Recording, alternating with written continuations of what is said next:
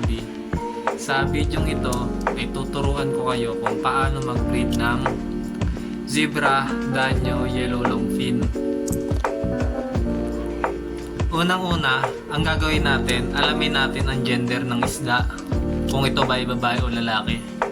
Ang pagkakaiba ng babae sa lalaki ng Yellow Danio, yung babae bilugan ng katawan o mas malaki kaysa sa lalaki.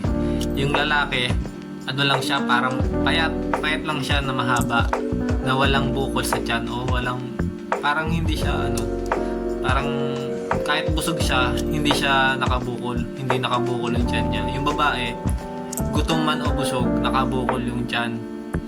Mas malaki talaga ang babaeng longfin na Yellow Danio kaysa sa lalaki.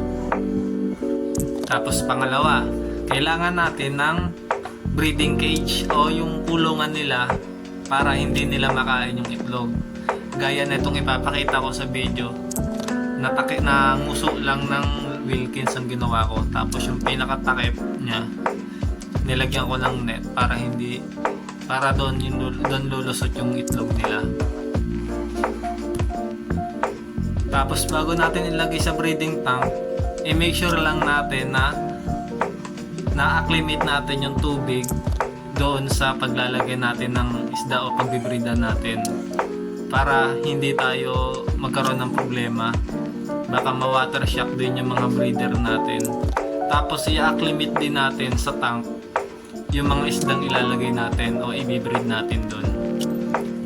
Tapos pangatlo, hindi basta lagay na lang na anytime ilalagay natin. May process po yung paglalagay o pagbibreed ng Zebra Danio sa breeding tank. Bali, ilalagay natin sila banda hapon, mga alas 5 o alas 6 ng hapon. Kasi nangingitlog ang babaeng Danio kapag madaling araw. Doon din nila ilalaglag yung itlog nila kapag madaling araw na. Tapos minsan may pagkakataon na alas 6 na ng umaga, wala pa ring itlog. Huwag nyo muna nga alisin yung breeder sa breeding cage, dahil minsan alas 8, alas 9 sila nangingitlog. O mas maganda alas 12 ng tanghali nyo tanggalin yung mga breeder nyo sa breeding cage. O pag check nyo sa breeding tank, meron na din yung mga itlog mga banda tanghali, kasi ako ganun ang ginagawa ko. Bali, hanggang dito na lang tong video to. Sana may natutunan kayo. Huwag niyong kalimutan mag-like, subscribe sa YouTube channel ko. Bagong gawa lang to. New YouTuber lang ako.